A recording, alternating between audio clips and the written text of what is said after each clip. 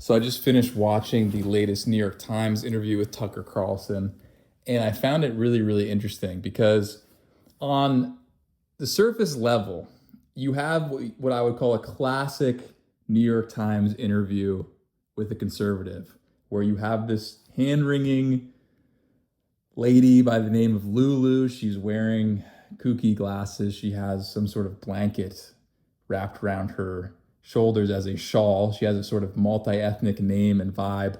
And she adopts this mid-wit academic frame where she pretends to not be able to understand anything that her guest is saying if it doesn't fit within the frame of her question, which leaves her unable to understand anything about the guest at all and any semblance of an opportunity for the interview to actually be productive, which I think people are quite tired of by now. Tucker shows up as your sort of renegade truth teller type guy.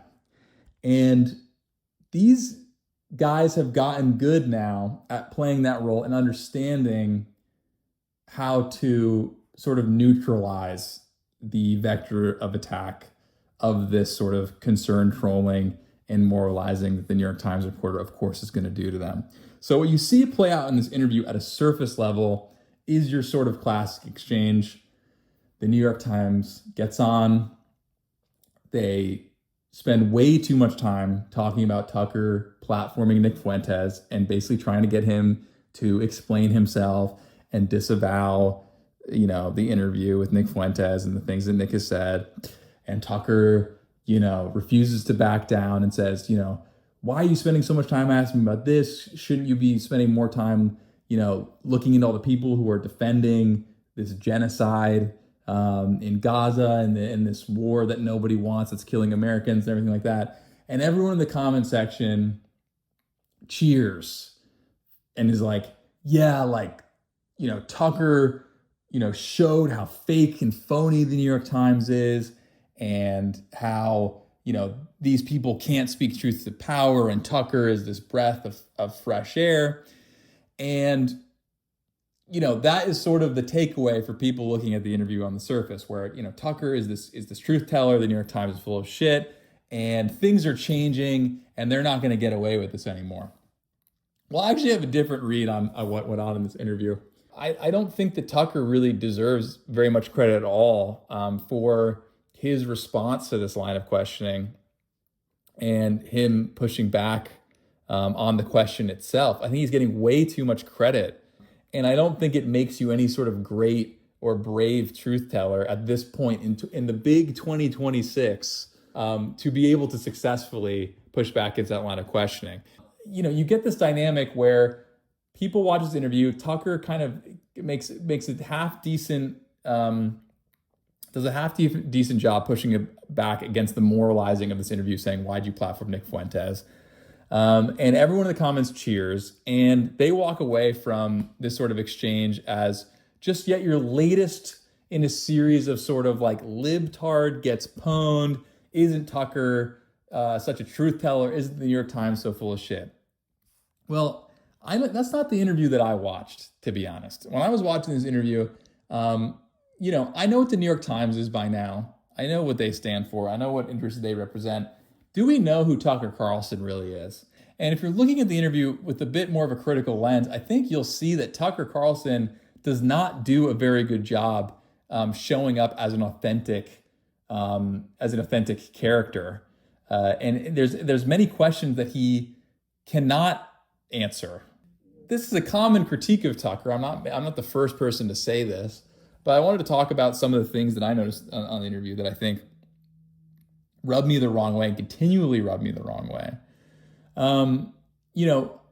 One of which is, and the most central part I think that he struggles with, is his relationship to JD Vance. What exactly his goals are in relation to that relationship. And Tucker finds it very hard anytime that topic comes up, I think, to speak plainly and compellingly about what his relationship to JD Vance exactly is and what exactly he's, why exactly he's so invested in the political future of JD Vance, and essentially what's in it for him, I guess, is kind of the big question.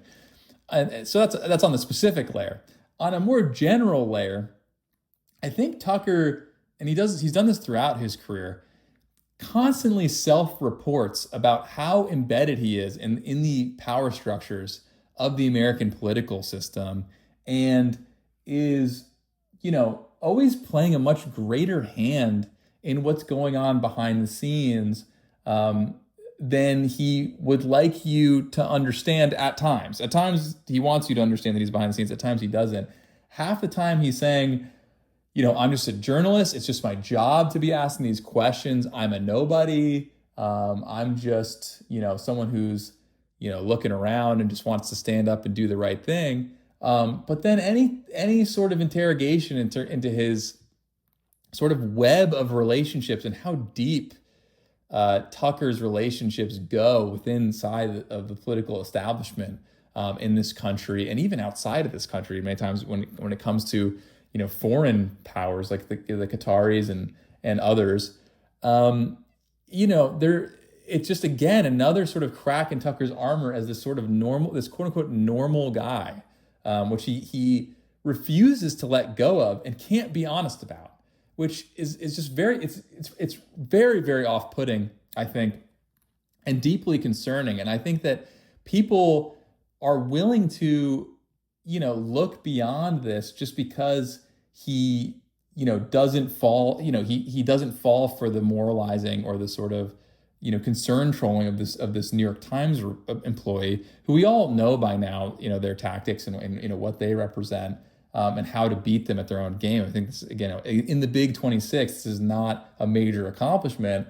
And he gets so much credit for basically not saying sorry for talking to Nick Fuentes that people then miss all the parts of the interview in which he's unable to answer very basic questions like, when is the last time you spoke to JD Vance?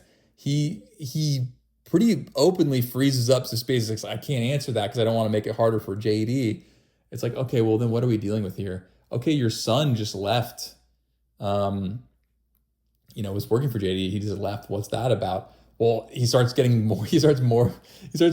He starts hand-wringing and moralizing about the reporter asking him about his son. Well, if your son works for fucking JD Vance, and you're supposed to be you're this neutral outsider to the political establishment in this country, as you purport to be. There's nothing slimy about the reporter asking that at all, really. And it's totally a valid question. And she didn't even ask it in a way that I think was particularly shitty or anything like that, or, try to trick him. I think, I thought the question was kind of at the level. And, Tucker then starts moralizing, goes, well, okay, what does my son have to do with this? What does my son have to do with this? And then, before, not in this interview, but other times, it's like Tucker, if his dad's in the CIA, he goes, well, what does my dad have to do with this? I don't believe in this blood guilt stuff. The whole thing is just fucking weird, to be honest. And I don't know how anyone really buys this. I think that, I actually do know how people buy it, because maybe I'm in that camp too. I like a lot of things that Tucker says. I like a lot of the things that he seems to be in support of, and I like many things that he's critical of. But then when you get into the finer details, what you start to run into is this deeply synthetic and compromised individual who it's just very hard to really get on board and get comfortable with Tucker. And I think that this interview in many ways was actually very effective at bringing that out. I wish that she had asked a little bit more about Tucker's relationship to Joe Kent, because he keeps bringing up Joe Kent as a sort of person who's sort of like validating his views of what the president's decision making was. And but of course, if he's in cahoots with Joe Kent correctly, it's weird to cite him as a sort of source as to why you're right. I mean, you guys are working in some sense together, and you guys seem to be aligned around JD Vance. He also can't speak about his relationship to Trump directly in many weird ways. Again, it's always this sort of thing. It's like, I'm best friends with Trump. I'm really close there. I'm talking to him all the time. I'm on the phone with him constantly. I know him really well. I've known him for years. But I also can't really explain what's going on in his head, and I don't really know what this guy's all about. And, it's just really hard to understand, man. It's like, it's like being on hash when you're around him. I don't really get it. And, he actually does dodge the questions in many ways when they ask him, like, how exactly are you talking to this guy? Is it in meetings? Are other people there? Like, what are you fucking talking about? He comes back with all these sorts of vague generalities. And to me, what it feels like is that he's not really comfortable. No, he's not comfortable. He's intentionally obfuscating just how deep in Tucker was with the inside baseball, if you will, of what's going on with the Trump administration. And he knows far more than he lets on. He's more involved than he lets on. It's this very, in a way, effective tactic to say, I don't know anything. I'm just this lowly guy. I'm from the outside looking in. I'm just little old Tucker Carlson just tapping on Trump's window, and I've been kicked out of the House in favor of Mark Levin and Miriam Adelson and Marco Rubio and all these neocons and all that sort of stuff. And there's a semblance of truth to that. There's good, every really good lie is built on a semblance of truth. Yes, Tucker is being pushed out, in favor of, it seems to be, the neocon wing and the pro-Israel wing of this conservative movement. There's no doubt about that. But that's also not to say that, Tucker's characterization of himself as this political outsider and this sort of neutral everyman, I'm just a journalist head ass operator. I just don't buy it. And, another thing that rubs me the wrong way, and this is again related to the Nick Fuentes point, is that he's also weird about that because, on one hand, again, on the surface level, you have New York Times doing the moral grandstanding and concern trolling about platforming Nick Fuentes, which is fucking retarded, obviously, and we're all sick of that.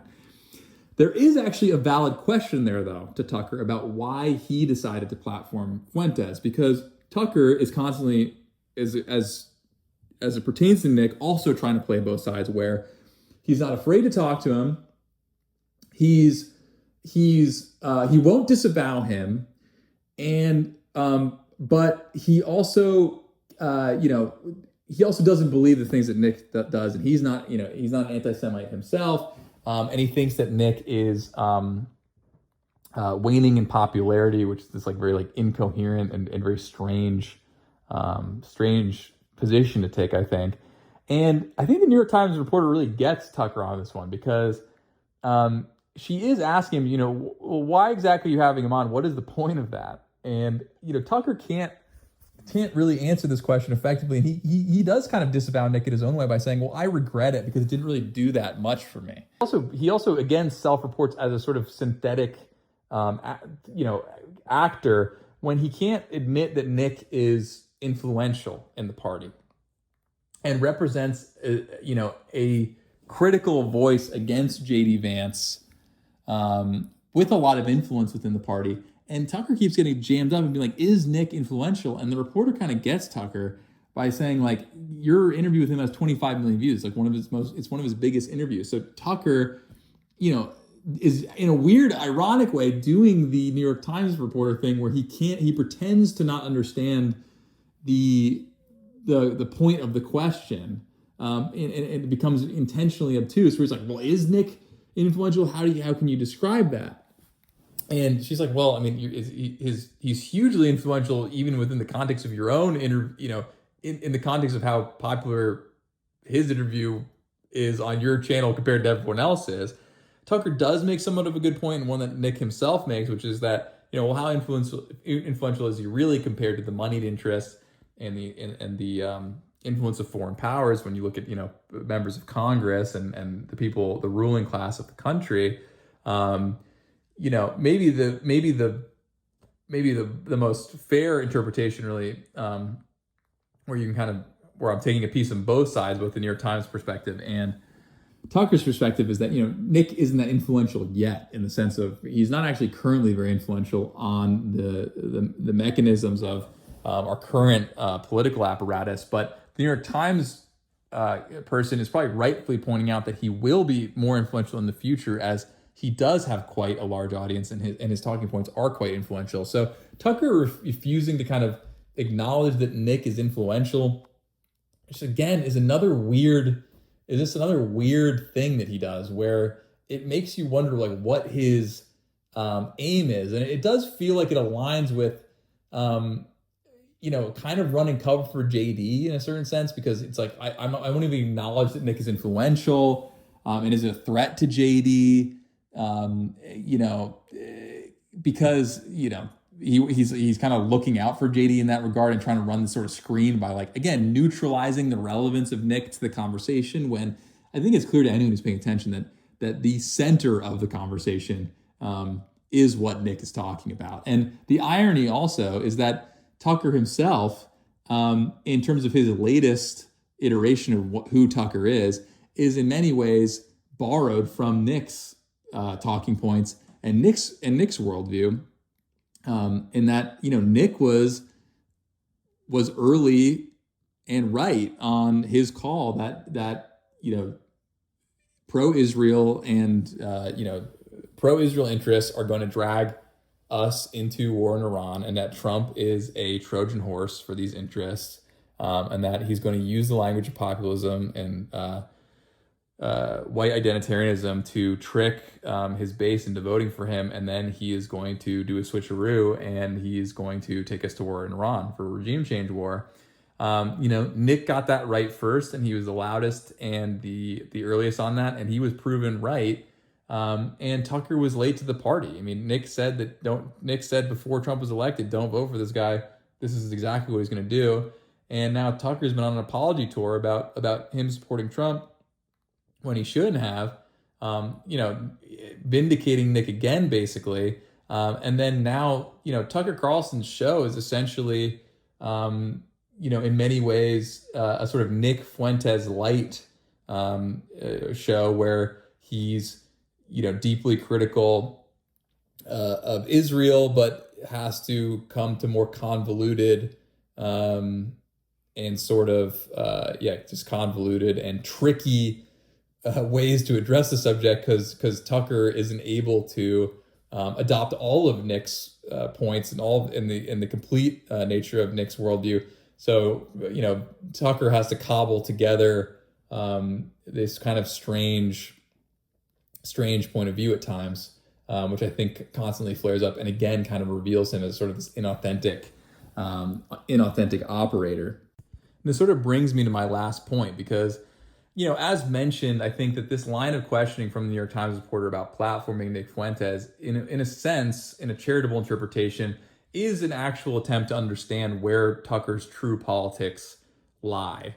Because, again, I think at times it's actually hard to read Tucker on what his true, political ideas really are in relation to how far right they are and how, far Tucker is willing to go on these sorts of things. And I think that you see that really clearly too in Tucker's response and his defense in some ways when he's talking about, again, that he can't admit that Nick is influential. He then also says that Nick's talking points are on, his focus on immigration and race in many ways are on the wane, and that what all people really care about is economics.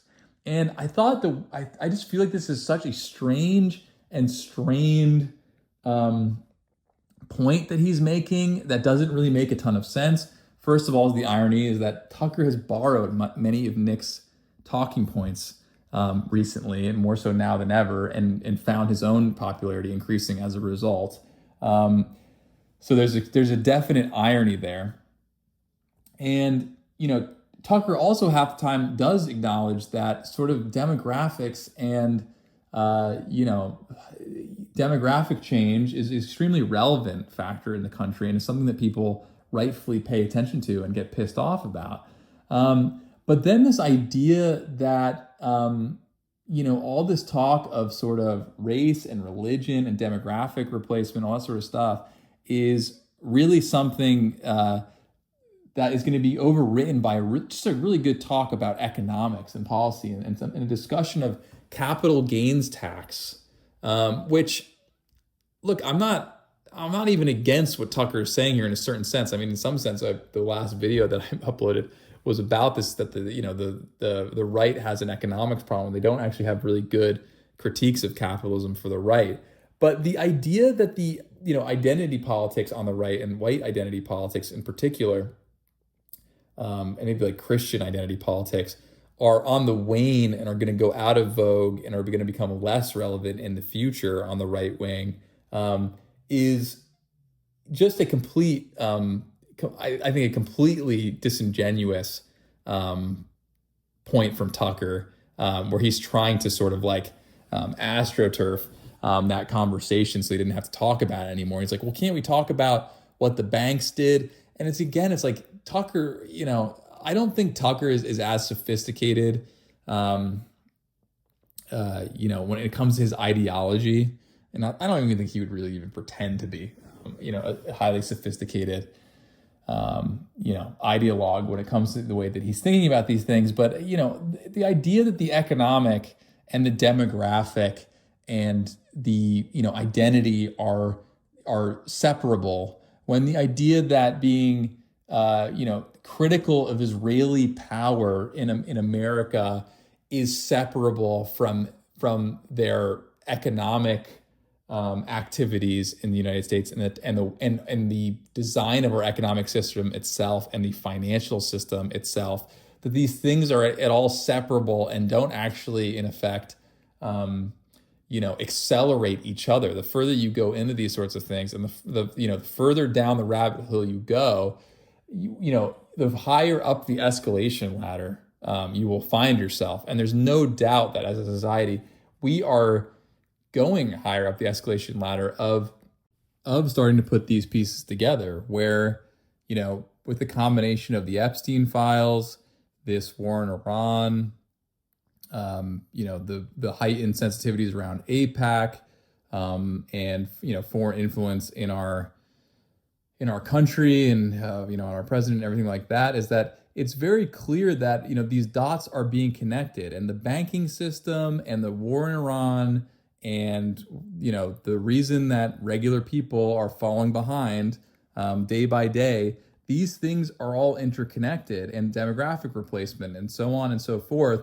And to pretend that they're all distinct issues that aren't going to be all talked together at this point together. I mean, that's how they've gotten away with this for so long, is basically saying, let's have a purely economic argument.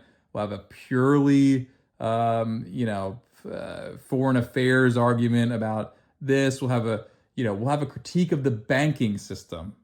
When you pair the critique of the banking system, a critique of Israeli power, a critique of demographic replacement, well, we all know where that conversation leads. And Tucker kind of playing dumb about that, and not being able to acknowledge how these points connect, I think is just as disingenuous as anything that the New York Times is doing. And I think that the sort of wishful thinking on behalf of Tucker, if we want to call it that the cat is not already out of the bag, and that we're gonna basically have a very civilized conversation on the right about economics and re-empowering people economically in the future, and we're no longer going to be interested in questions of demographic change and race and religion in this country, I think is just a completely